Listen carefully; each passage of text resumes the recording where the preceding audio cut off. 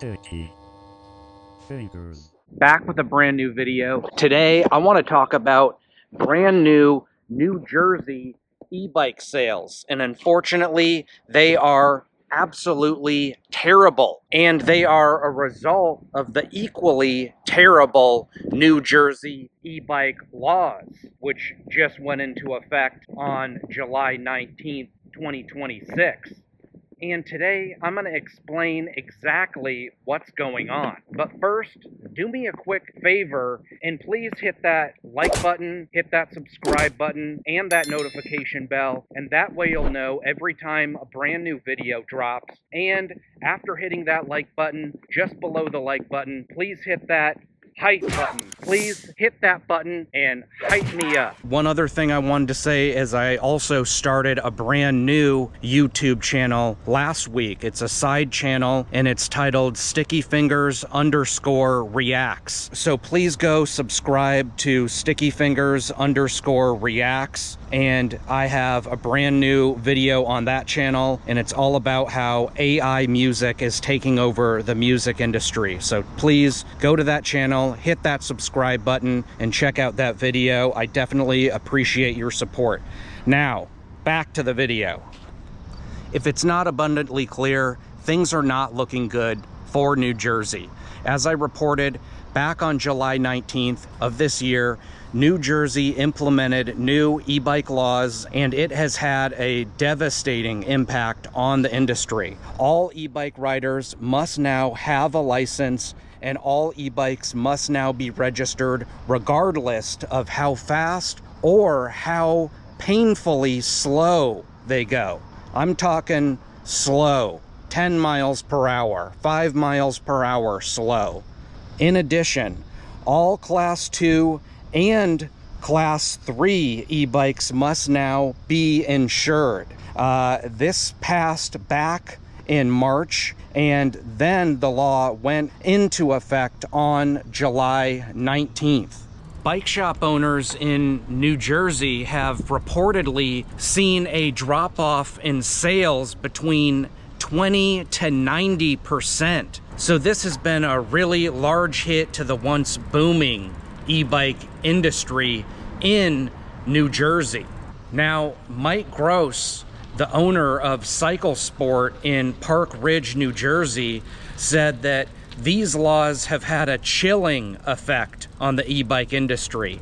He said that he sold over 50 Class 1 e-bikes last year, and he sold a total of 4 this year. And then a man named Scott Chambers, who is the owner of Zippy's Bike in Wildwood, New Jersey, he said that sales for e-bikes are off by 90%. And that outlook obviously looks about as bleak as possible. Now, the numbers show that rentals are off just as much as the sales. The perception in New Jersey is that e-bikes are banned, although in reality, they're just now very heavily regulated. So that's the point here. They made things so complicated and annoying that people have just given up. They've said, screw it. I'll just go back to walking or taking a bus, driving a car, or riding a motorcycle. So these laws have pushed the e-bike industry into the ground in New Jersey. At this point, many people are confused about the laws and don't want to deal with the hassle.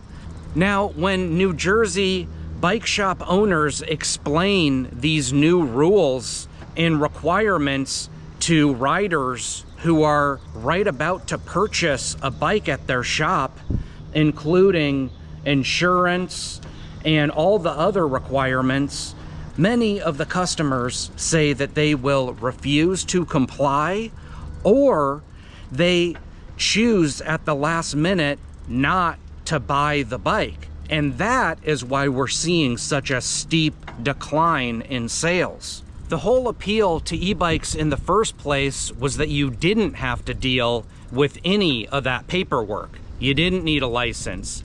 You didn't need any of that other stuff. And now that they've added all of those things, people have stopped supporting local bike shops and rentals in New Jersey, and they're really struggling.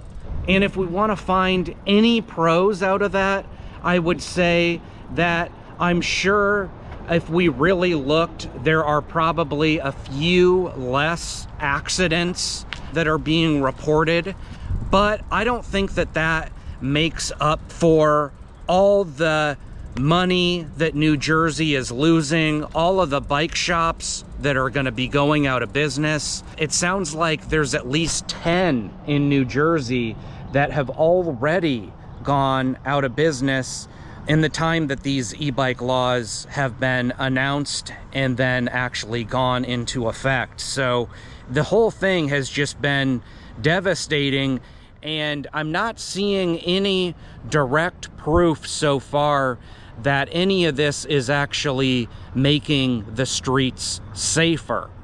It's just making things more complicated, in my personal opinion.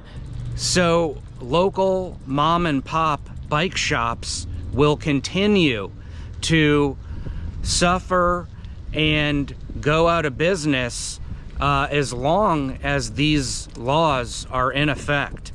And in my opinion, these local mom and pop bike shops are exactly the type of shops that we want to be supporting right here in America, rather than running these shops out of business.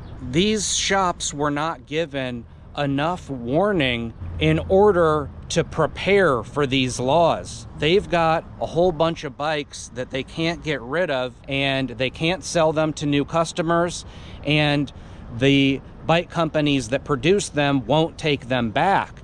So a lot of shops are just in over their heads, and the people who have created these laws, they didn't think about that. They probably don't care about that. But on paper, they say they're all about America first. They care about us. They care about mom and pop shops. But here's another example of things not exactly matching up. Now, I've also reported that many people in New Jersey feel that these new laws unfairly affect riders with medical issues who need throttle-equipped e-bikes but may not be able to get a license. So that's an issue right there for some people. So in my opinion, they should drop all this nonsense. Class 1 through 3 was never an issue in my personal opinion. There's been a lot of confusion about it, but what the big issue has always been is e-motos and people manipulating traditional bikes to go faster than they're supposed to go. But class 1 through 3 are not the problem. There again is a class 3 bike. That's the top of the line in terms of the fastest traditional e-bike. Does that look like a threat? I don't think so. Let's leave those alone. Let's focus on e-motos and bikes that are being manipulated to go faster than they're supposed to. Now, I have a lot of great friends that love e-motos and love to work on bikes to make them go faster than they're supposed to. And they're still some of my best friends, and nothing against them. But some people that ride those types of bikes are not respectful, good people, and some of those people are riding in the middle of the streets, causing accidents and things like that. So some of those negative riders on high-powered bikes are the ones who are giving e-bikes bad names, creating the need for e-bike laws. But again, the people making these laws, they don't know what they're talking about. I do not think you should need a license, registration, insurance, none of that stuff. That is beyond crazy and Talk about creating a system where you just are begging people to revolt against it. I mean, who is gonna go and comply with this? I wouldn't be the first one to comply with it, I'm not gonna lie. I report the e-bike laws, I know everything about them, but this is just complete nonsense. So stay tuned to my channel, definitely subscribe, because I'm gonna let you know the second I get any type of update on any of these laws. If anything gets overturned, I'm gonna let you know immediately.